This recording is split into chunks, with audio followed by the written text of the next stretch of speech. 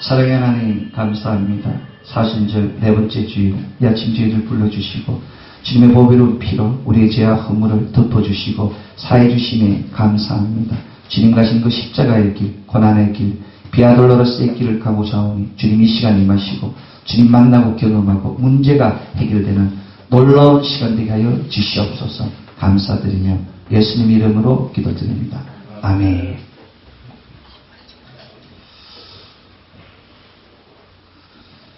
네, 반갑습니다. 오늘 저는 허물과 죄라는 제목으로 하나님께서 우리에게 주신 영적 인사이트를 전가하고자 합니다. 사랑하는 성도 여러분, 우리는 누에 꽃이를 잘 알고 있지 않습니까?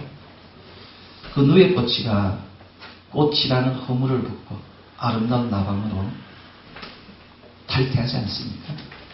이 아름다운 나방으로 허물을 벗은 누에가 암술과 수술을 오가며 아름다운 열매를 맺고 꽃을 피우게 하고 생명의 길을 가고 있음을 잘 알고 있습니다. 매미 역시 성충의 과정을, 성충의 허물을 붓고 완전한 매미로 탈퇴하여서 그 아름다운 목소리로 실록을 찬양하지 않습니까? 그렇습니다. 허물을 벗을 때, 탈퇴할 때에 비로소 아름다운 형상을 갖게 되는 것이고 생명의 길을 갖게 되는 것이며 아름다운 자연을 그 아름다운 목소리로 하나님을 향하여 찬양하게 되는 것입니다. 그렇습니다. 이와 같이 허물을 벗는 것은 짐승뿐만 아니라 곤충뿐만 아니라 하나님의 영적 존재인 사람도 허물과 죄를 벗어야 합니다. 이런 관점에서 오늘 저는 허물과 죄를 어떻게 벗으며 벗을 때는 어떻게 되며 하나님께서 그것을 위하여 어떻게 역사하는지에 대하여 전가하고자 하는 것입니다. 사람은 세 종류의 영역 안에서 살아가고 있습니다. 먼저 사람이 속해 있는 환경, 그 세상 안에서 살고 있지 않습니까? 두 번째는 바로 내 안에 탐심이 있는 어두운 부분이 있는 그 신령 가운데 자신의 마음속에서 살아가고 있지 않습니까? 마지막으로 위에 보이지 않는 영역, 바로 공중 권세 잡은 자들이 사단들이 행악하는 두 번째 하늘과 사도 바울이 하나님의 역사로 만난 그 세 번째 삼천천의 영역입니다. 사랑하는 성도 여러분, 중요한 것은 바로 두 번째 영역, 탐심과 모든 미움과 정오와 시기와 다툼이 끓고 있는 우리의 마음을 바로 두 번째 영역을 다스렸을 때 첫 번째 영역인 세상과 세 번째 영역인 하늘을 맛볼 수 있다는 것입니다. 정복하고 다스릴 수 있다는 것입니다. 바로 이 영역 안에 우리의 그 마음의 영역 안에 허물과 죄가 있는 것입니다. 허물은 우리가 어쩔 수 없이 주어지게 되는 거 아닙니까? 아담의 범죄로 인하여, 아담 셀프로 인하여 우리는 오리지널 신 원죄를 안고 태어나는 겁니다. 바로 하늘 영역의 문제입니다. 두 번째 하늘과 세 번째 영역 안에서의 죄는 허물이 되는 것입니다. 그래서 성경은 사람들을, 인간들을 본질상 진노의 자식이라고, 불순종의 아들이라고 이야기하고 있지 않습니까? 하나님의 심판 아래에 있다고 성경은 증거하고 있습니다. 또한 첫 번째 영역 아닌 세상 안에서 우리는 늘 죄를 짓지 않습니까? 자범죄를 짓고 고문죄를 짓고 알고 지은 죄, 모르고 있는 지은 죄가 세상 안에서 범하고 있지 않습니까? 그렇습니다. 모든 사람들은 바로 이런 세 가지 영역 안에서 탈출하는 것이, 도망하는 것이 불가능한 겁니다. 우리가 타락한 본성 안에 있는 우리의 욕심이 첫 번째 하늘을 오염시키고 세 번째 하늘을, 두 번째 하늘을 오염시키게 되는 겁니다. 내 마음이 정화되지 않고 순수되지 않으면 세상 안에서도 악한 일을 행할 수밖에 없으며 두 번째 하늘의 지배를, 바로 사단과 마귀의 지배를 당하게 되는 것입니다. 우리는 이러한 악한 것으로부터 구원받아서 하나님의 온전한 자녀, 세 번째 하늘에 거할 수 있는 하나님의 귀한 자녀가 되어야 합니다. 우리의 상태를 회복하기 위해서 바로 교회 안에서 바로 이러한 사망의 영역으로부터 승리할 수 있는 말씀을 배우고 경건을 배우고 또 하나님을 만나는 경험을 해야 되는 것입니다. 놀랍게도 오늘 신약성서 본문 에베소서 2장 1절은 너희의 허물과 죄로 죽었던 너희를 살리셨도다라고 기록하고 있습니다.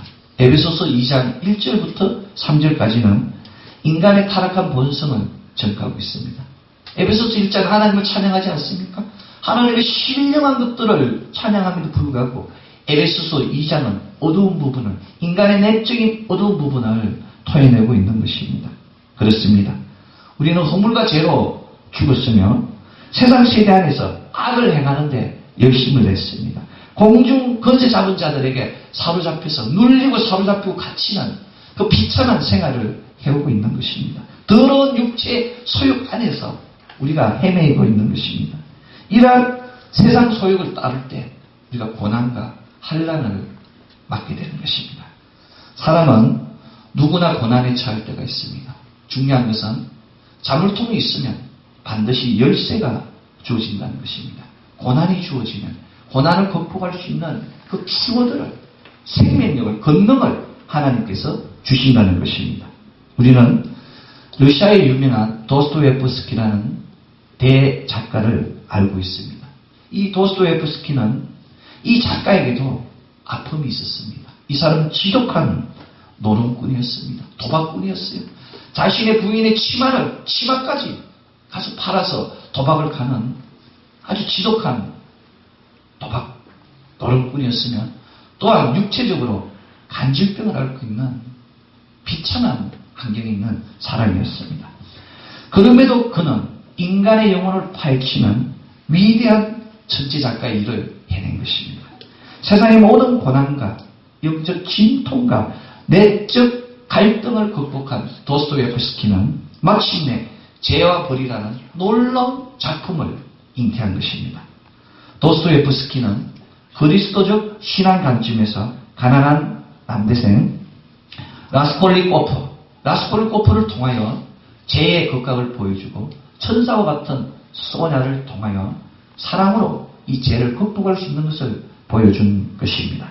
거룩한 창부 소피아 세노노브나 애칭으로 소냐는 이 사랑을 통하여 라스콜리코프를 정화시켜 가는 것입니다. 육체 안의 내적 갈등, 공중 권세 잡은 자들 그 계계에 사로잡힌 한 청년, 그 나폴레옹의 정의감에 빠진 세상을 개혁시키고자 하는 한 젊은이의 영웅심리, 시대의 불을 한탄하는 그 고뇌를 한 거룩한 창부의 사랑으로 회복시킨 것입니다.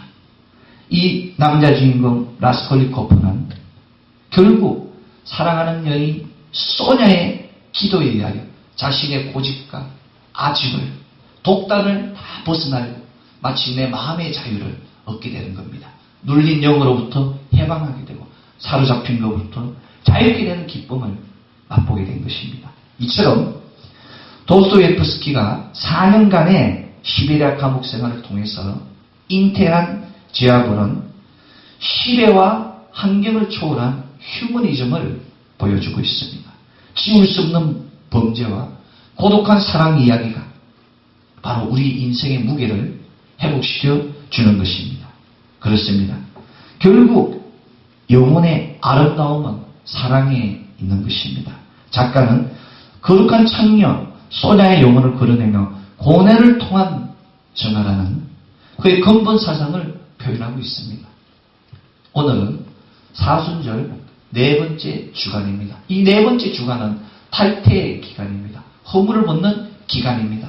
아이로 말하면 이제 도를 지나서 젖을 떼고 음식을 먹는 단계로 온 겁니다. 첫 주간, 두 번째 주간, 세 번째 주간, 이 네 번째 주간에 우리가 나에 있는 모든 허물을 걸고 주님께 나아갔을 때 주님 주신 거룩한 면류관을, 주님 주신 참된 기쁨과 즐거움을 경험하게 되는 것입니다. 소냐는 이 소설에서 희망의 빛을 주는, 소망을 주는 유일한 인물입니다. 살인으로 손을 더럽힌 라스콜리코프에게 대지에 입을 맞추게 하고 그 대지에 속죄하라고 권하는 소냐는 흙으로 왔으니 흙으로 돌아가는 창세기 3장 19절의 그 놀라운 말씀을 행하라고 하는 소냐는 바로 이 시대의 비콘과 같이 등대와 같은 소년입니다. 사랑을 강요하는 것은 사랑이 아니라 독선과 아집과 탐욕입니다. 진정한 사랑은 소냐와 같이 사랑하는 사람을 위하여 자기 자신의 모든 것을 버리는 것입니다. 그렇다면 이처럼 사람이 사는 곳, 다툼과 분열과 미움과 정오와 시기가 있는 이곳에서 우리는 과연 어떤 사랑을 나누어야 하겠습니까? 어떤 사랑을 받고 또 어떤 사랑을 전해야 하겠습니까? 놀라운 것은 바로 이 인간적 이성, 논리, 지식을 자랑하는, 정의를 주장하는 주인공 라스콜리코프의 그 이름의 뜻이 분열이라는 뜻입니다. 우리가 제아버를 읽었지만 라스콜리코프의 그 이름에서 벌써 일의 참상을 유추할 수 있는 것입니다. 인간적 이성과 사고와 정의와 정의심은 분열을 일으키게 합니다. 분열이 있는 곳에 다툼이 있고, 다툼이 있는 곳에 미움이 있고, 미움이 있는 곳에 정오가 있지 않습니까? 정오가 있는 곳에 살인이 있고, 노략질이 있고, 도적질이 있게 되는 겁니다. 놀랍게도 소냐의 뜻은 순수하다는 뜻입니다. 거룩하다는 뜻이에요. 이 라스콜리코프의 다툼과 분열과 미움과 살인을 소냐의 순수함이 덮어서 마침내 정화시키는 놀라운 책이 되어버린 겁니다. 그렇습니다. 아무리 폐악한 것이라도 순수한 사랑이 들어가면 녹아서 사라지게 되는 것입니다. 소냐의 이 놀라운 사랑과 순수함이 라스콜리코프의 허물과 죄를 덮은 것입니다. 그렇다면 우리의 허물과 죄는 무엇으로 덮어야 하겠습니까? 바로 흠없는 예수 그리스도. 그 예수 그리스도의 순수함과 스파르니스한 죄 없으신 그 예수 그리스도의 순수함과 예수 그리스도의 한량없는 사랑으로 그 보배로운 피로 우리의 허물과 죄를 덮어야 하는 겁니다. 허물은 덮어야 합니다. 죄는 고백하고 회개해야 되는 것입니다. 예수 그리스도의 순수한 보배로운 피로 우리의 허물을 벗고 예수 이름으로 하나님께 자복하고 회개해서 우리의 죄와 허물을 모두 정화시켜야 하는 것입니다. 우리는 예수 그리스도를 만남으로써 신분이 변화되었습니다. 능력이 변화되었습니다. 종의 신분에서 하나님의 자녀 되는 신분으로 변하지 않았습니까? 천지기에서 이제 예수 그리스도의 신분으로 변화되게 된 것입니다. 또한 우리는 종의 신분에서 월급을 받는 그 같은 고용자의 입장, 고용된 사람의 입장에서 이제 하나님의 놀라운 재산들을 유업으로 받는 거룩한 제사장의 반열에, 로얄 프리스트후드의 반열에 우리가 들어가게 된 것입니다. 이 땅에서 많은 사람들이 부모로부터 유산을 받지 않습니까? 어떤 자녀는 아버지의 유산에 대하여 아버지 뜻대로 하세요 라고 하는 사람이 있습니다. 어떤 자녀는 아버지 총기 있을 때 빨리 정리해 주세요 라고 이야기하는 사람이 있습니다. 그렇다면 우리는 하나님 아버지에게 어떻게 이야기하고 있습니까? 하나님 아버지 뜻대로 하세요 라고 하나님께 기도해야 되겠습니까? 아니면 하나님 아버지 내가 힘 있을 때 많은 돈을 주셔서 많이 쓰게 해주세요 라고 이야기해야 되겠습니까? 우리의 모든 것을 하나님께 내려놓아야 됩니다. 아버지 뜻대로 하시옵소서라고 고백하는 그 순간에 하나님께서 우리가 알지 못하는 하늘의 기사와 땅의 표징으로 우리를 채워주시는 것입니다. 하늘의 신령한 것과 땅의 기름진 것으로 우리를 풍성하게 만들어 주시는 것입니다. 과연 누가 효자이겠습니까? 허물과 죄가 많은 사람은 부모를 채근합니다. 허물과 죄가 많이 있는 사람은 부모를 힘들게 합니다. 심지어 허물과 죄가 많이 있는 자녀는 부모를 협박하지 않습니까? 부모의 재산을 강탈하고자 하지 않습니까? 왜냐하면 그 마음이 벌써 두 번째 하늘에 있는 사단과 마귀에게 사로잡혀 있기 때문에. 그럼에도 불구하고 하나님께서는 우리의 모든 것을 용서해 주십니다. 우리는 불의한 둘째 아들을 잘 알고 있습니다. 아버지의 유업을 재산으로 받고 세상에 나아가 사업을 해서 모든 것을 잃고 이제 그 노예로 살아가는 그 아들이 돌아왔을 때 버선발로 뛰어나가 그 아들에게 거룩한 입맞춤을 하는 그 하나님의 그 아버지의 사랑을 알고 있습니다. 유대민족에서 입맞춤은 일반 의미가 아닙니다. 바로 자신의 동족임을, 가족임을 인정하는 것이 바로 입맞춤입니다. 아들이 아버지를 채근해서 허물과 죄가 많은 둘째 아들이 부모의 재산을 강탈해서 세상에 나아갔음에도 불구하고 그 아버지는 버선발로 쫓아와서 너는 언제나 변함없이 나의 아들이라고 거룩한 입맞춤을 행하지 않았습니까?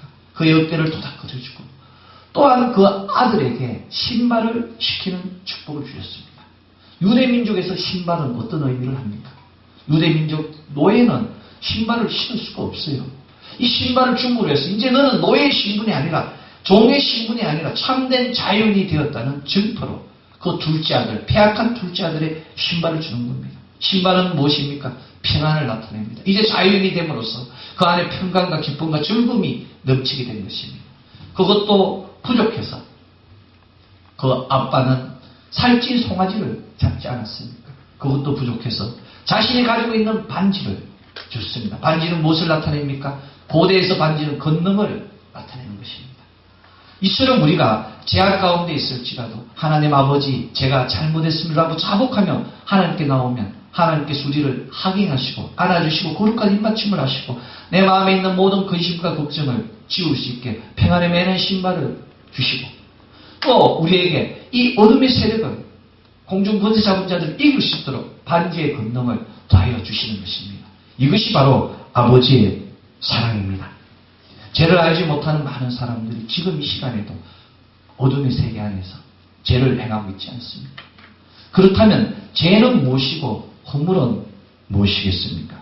허물은 의의 한계를 넘는 행위를 말합니다. 하나님은 야의 치석해내 하나님 아닙니까? 의의 하나님 아닙니까? 이 의를 넘는 행위가 바로 허물이 되는 겁니다. 죄는 무엇입니까? 악한 행동을 이야기합니다. 허물과 죄로 죽어 있었던 모든 시간 동안에 우리는 사단의 왕국에 매여 있는 것입니다. 공중 권세 잡은 자들이 종이 되는 거예요. 세상이라고 번역된 헬라어 코스모스는 세상이라는 뜻도 가지고 있지만 그 안으로 들어가면 조직을 나타냅니다. 코스모스는 조직이에요. 이 조직은 어떤 조직이냐? 사람의 조직이냐? 거룩한 조직이냐? 그것이 아니고 바로 사단의 조직을 의미합니다. 이 세상은 여러 세대로 구성되어 있지 않습니까? 그 각각은 바로 이 사단의 조직의 한 면을 나타내고 있는 겁니다. 사람들이 이 사단의 조직들 안에서 살아가고 있는 거예요. 시궁창에는 지가 살고 연못에는 황금이가 살게 됩니다. 비단이가 사는 그곳은 하나님의 찬양과 기도와 평강이 넘치는 것이며 시궁창에 있는 지가 사는 그곳에는 더러움과 세균과 모든 박테리아와 악한 행동이 넘치게 되는 것입니다. 그렇습니다. 이 사단의 조직은 시궁창과 같습니다. 그곳에 있는 사람들은 고난과 한란과 허물과 죄로 힘들어할 수밖에 없는 거예요. 육체가 공가고 그 영이 눌림으로 인해서 참된 기쁨을 맛볼 수 없고 그 마음에는 늘 근심과 걱정과 슬픔이 넘치게 되는 겁니다. 다윗은 시편 51편 5절에 내가 죄악 중에 출생하였으며 모친이 죄 중에 나를 잉태하였음이라고 고백하였습니다. 사도 바울 역시 에베소서 2장 3절에서 전에는 우리도 다 그 가운데서 육체의 욕심을 따라 지내며 육체와 마음이 원하는 것을 하며 본질상 진노에 자기했다고 고백합니다. 그렇습니다. 이것이 바로 허물입니다. 허물은 죄입니다. 죄 중에서도 자신의 의지가 아닌 원죄입니다. 누에 꼬치가 누에로 태어나고 싶어서 태어나는 겁니까? 매미가 매미의 성충으로 태어나고 싶어서 태어납니까? 어쩔 수 없이 태어나게 되는 거예요. 어쩔 수 없이 태어났는데 그 태어난 것을 벗어나야 되는 거예요. 본토 칠축 악의심을 떠나야 되는 거예요. 육적 율동을 버리고 세속적 환경을 버렸을 때 비로소 하나님의 거룩한 산을 만나게 되는 것이며 거룩한 산에 보좌하시는 하나님 아버지의 영광의 후를 맛보게 되는 겁니다. 오늘 구약 성서 본문 이사야 53장 5절 역시 그가 찔림은 우리의 허물로 인함이요 그가 상함은 우리의 죄악으로 인함이라고 증거하고 있지 않습니까? 우리의 죄악으로 인해서 그가 상함을 받고 우리의 허물로 인해서 그가 찔림을 받은 거예요.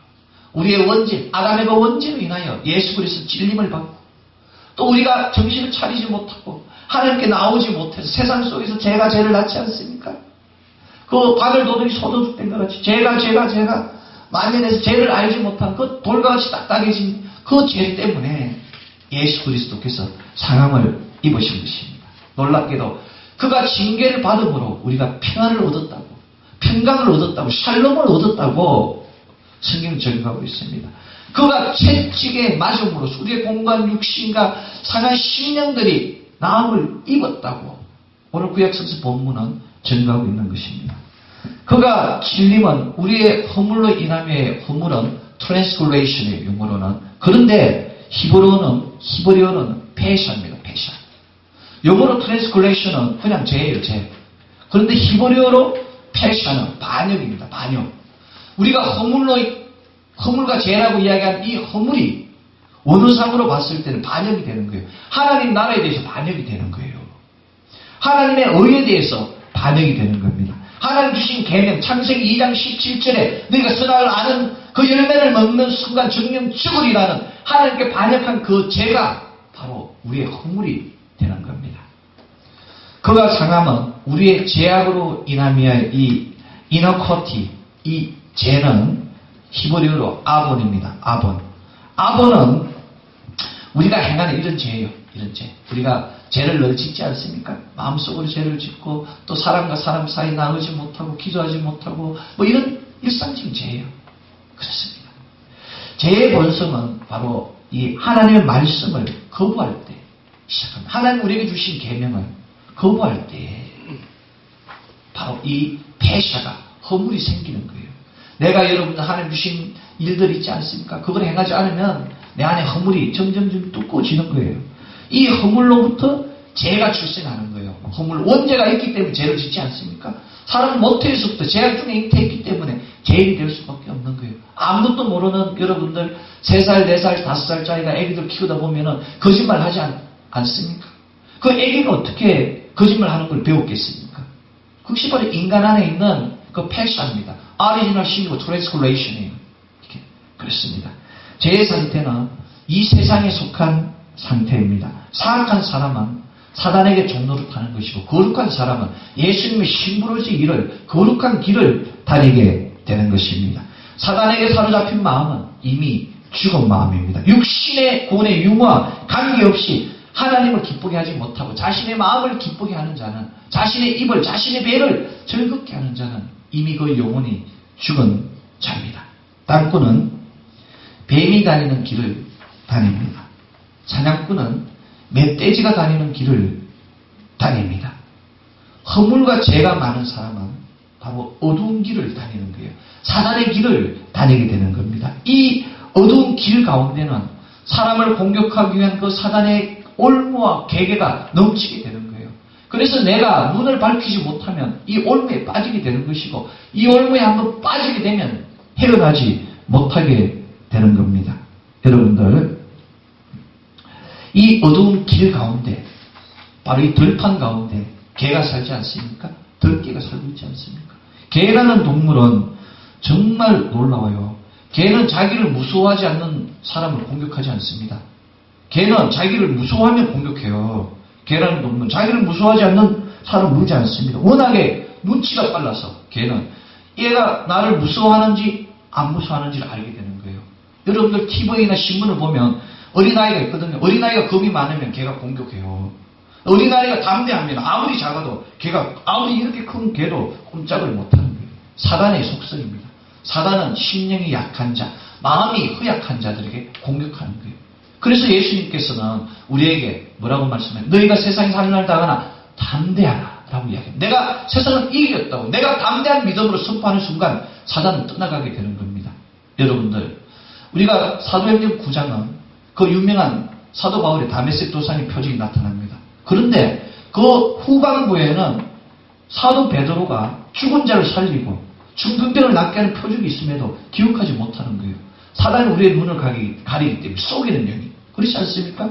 루타 지방의 에네아가 8년간 중풍에 있을 때 예수 그리스도 이름으로 명하노니 일어나 침상을 정리하라. 에네아야 일어나 침상을 정리하라고 말하는 순간에 에네아가 일어나서 자기 침상을 정리하는 거예요. 요파 지방에 있는 다비다 도로나가도 하는 이 처녀는 죽었는데 그냥 베드로가 와서 다비다야 일어나라고 그러니까 일어나는 거예요. 잠자다가 깨는 것처럼. 이게 담대함입니다. 은과 금은 내게 없거냐 내게 있는 것으로 명하노니 일어나 걸어라라는 선포가 바로 말씀의 역사가 일어나는 겁니다. 이것이 바로 땅에서 표적이 되고 사인이 되고 기적이 되는 거예요. 내가 막힌 문제가 있으면 내 문제를 향하여 문제는 해결될지언 잠잠하라 get out of him 떠나갈지어라 라고 선포하는 순간에 사단 마귀는 떠나가게 되는 것입니다. 에베소서 4장 27절은 마귀로 틈을 타지 못하게 하라고 선포하고 있습니다. 내 마음에 틈이 있기 때문에 내 마음에 분노가 있기 때문에 내 마음에 슬픔이 있기 때문에 내 마음에 연약함이 두려움이 있기 때문에 사단이 나를 공격하는 거예요. 담대한 마음으로 선포해야 됩니다. 우리의 자녀가 아프고 공부를 안 하고 게임에 빠졌을 때 예수 그리스도의 보혈을 뿌리노라 악한 게임 마귀는 떠나갈지어라 왔던 대로 돌아갈지어라 라고 선포하는 순간에 우리 자녀는 변화되게 되는 것입니다. 우리 조카가 있지 않습니까? 제 조카가 있는데 오락을 정말 좋아해요. 그런데 제가 초등학교 5학년 때인데 오락을 너무나 매니아인데 오락을 너무너무 많이 하는 거예요. 그래서 제가 저기서 오락을 하는데 보혈을 뿌렸어요. 보혈 뿌려서 보혈 탁 예수 그리스도 보혈을 뿌리노라. 오락을 하게 하는 오락에 침몰하게 하는 미혹의 힘을 떠나가는 지어라 라고 했는데 애가 비실비실하더니 삼촌 나 보혈 먹었어 딱 그런 거예요. 그러더니 얘가 그때부터 오락을 딱 끊는 거예요. 오락을 끊고 그러고는 학문에 열중하기 시작하지 않습니까? 그래서 얘가 지금은 전국에서 1등 2등 하면서 공부를 하고 있지 않습니까? 그게 바로 하나님의 역사예요. 사람의 마음으로는 오래 앉아있지 못해요. 책상에 어떻게 앉아있겠습니까? 놀고 싶은데. 그러나 하나님이 그 마음을 강건하시면 하나님이 그 마음을 변화시키면은 앉게 되는 거예요. 아무리 하기 싫어도 앉게 되는 거예요. 앉고 눈물을 흘리면서 씨앗을 뿌리게 되는 거예요. 눈물을 흘리며 씨앗을 뿌리는 자는 기쁨으로 단을 거두리라는 말씀을 같이 우리 역시 눈물로 기도를 쌓고 찬양 드릴 때 하나님께서 기쁨의 열매로 응답하여 주시는 것입니다. 아멘. 그렇습니다. 오늘 신약성서 본문 에베소서 2장 1절 역시 너희의 허물과 죄로 죽었던 너희를 살리셨도다라고 말씀하시며 허물과 죄를 구분하셨습니다. 우리가 죄를 안고 싶어서 죄를 안고 태어나는 것입니까? 그렇지 않습니다. 우리 안에 나의 피 안에 내가 알지 못하는 아담의 그 DNA가 하와의 DNA가 있는 거예요. 그 죄의 뿌리가 있는 겁니다. 이것이 허물입니다. 이 허물을 벗어야 되는 거예요. 이 허물을 벗는 순간에 예수 그리스도의 보혈로 덮는 순간에 사단의 영역에서 하나님 영역으로 옮겨지게 되는 겁니다. 제 세상에서 하나님의 사랑의 나라로 그 아들의 나라로 옮겨지게 되는 것입니다. 골로새서 1장 13절은 그가 우리를 흑암의 권세에서 건져내어 그의 사랑의 아들의 나라로 옮기셨다고 증거하고 있습니다. 사랑하는 성도 여러분, 그렇다면 우리는 지금 어느 곳에 있는 것입니까? 내 마음의 기쁨이 부족합니까? 내 마음의 사랑이 부족합니까? 내 마음의 기쁨이 부족하고 사랑이 부족하고 염려와 근심이 있다면 우리 주 예수 그리스도의 보혈을 뿌리고 바르고 먹고 붓는 행위를 해야 됩니다. 이제 예수 그리스도 보혈을 나의 머리부터 발끝까지 뿌리고 바르고 부어놓으라는 선포를 통하여 내 안에 있는 근심, 걱정, 모든 염려들을 주님께 내려놓아야 됩니다. 아직도 나를 주장하고 있는 어둠의 세력들, 사단의 그 모든 계계와 스키밍들을 다 버려야 하는 것입니다. 하나님께서는 하나님 자신을 위하여 우리를 위하여 이 허물을 도말하는 것이 아니고 당신을 이해하시려 우리의 허물을 도말하신다고 선포하셨습니다.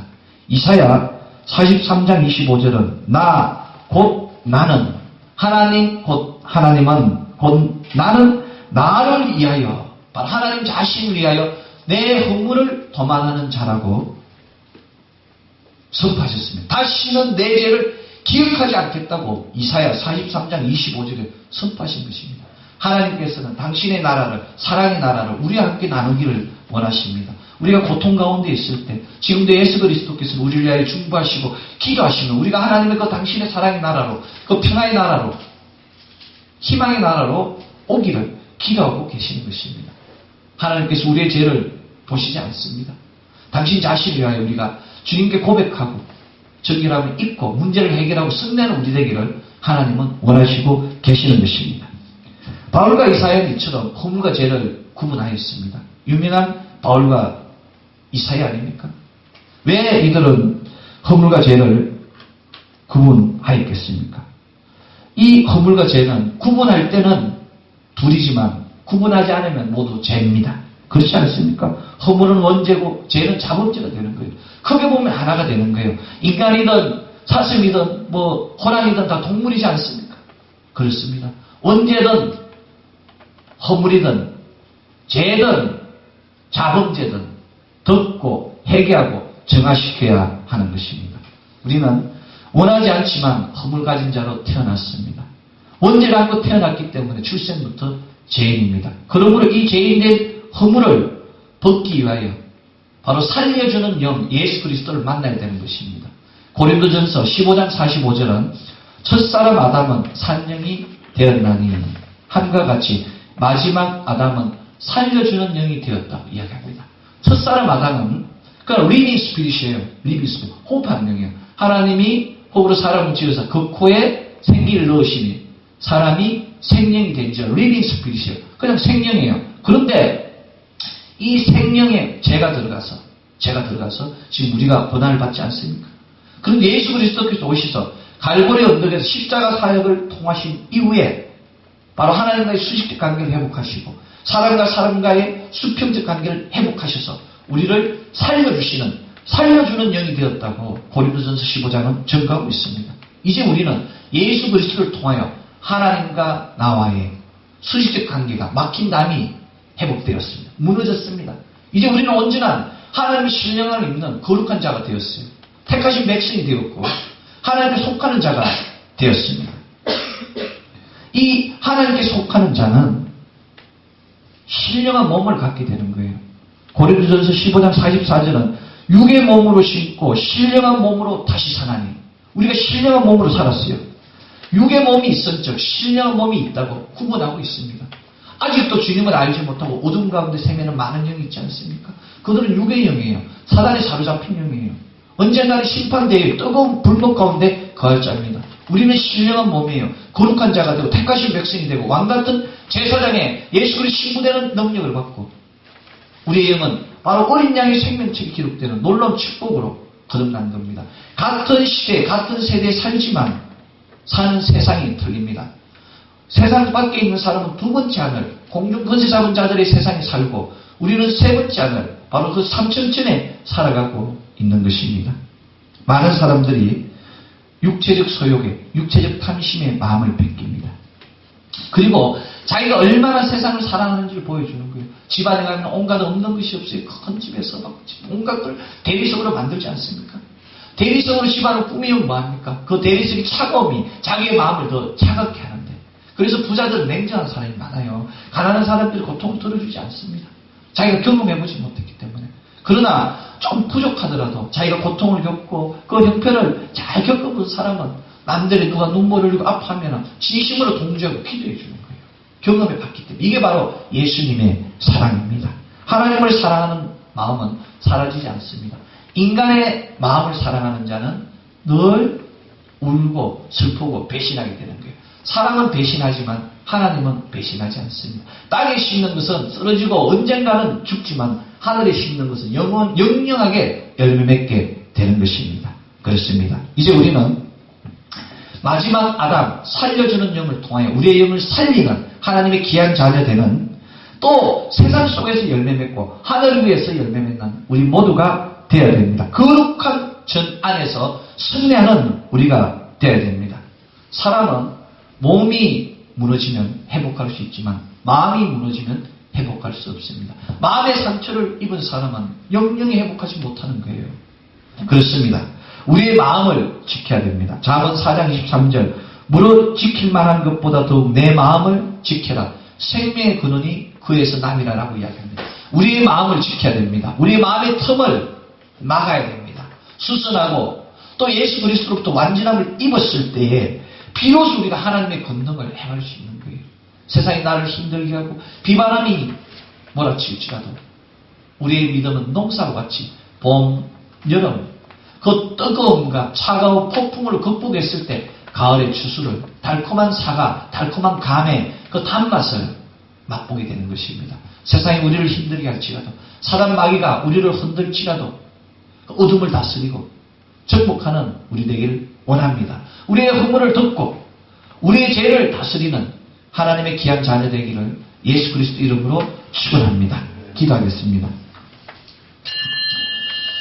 사랑의 하나님 감사합니다. 사순절 4번째 주일 저희들 하나님 아버지 우리가 가지는 허물과 죄를 벗게 하시고 우리 주 예수 그리스도 놀라운 사랑과 은혜와 은총으로 죄를 채워주심에 감사합니다. 영혼이 잘된 같이 범사가 잘되고 생명을 주시되 풍성하게 채워주시고 넘치게 하심에 감사합니다. 이 아침 주님 주신 그 말씀이 우리를 지키고 또 어둠을 다스리는 놀라운 권능으로 임하였음을 고백합니다. 내가 가진 모든 문제가 풀리고 열리고 해결되었음을 고백합니다. 이 믿음이 이 권능이 내 안에서 끝나는 것이 아니라 세상으로 나아가 땅끝까지 전하는 우리 되게 하여 주시옵소서. 학대받는 자들, 눈물 흘린 자들과 함께 울게 하시고 즐거워하는 자들과 함께 즐거워하는 우리 되게 하여 주시옵소서. 아버지 감사합니다.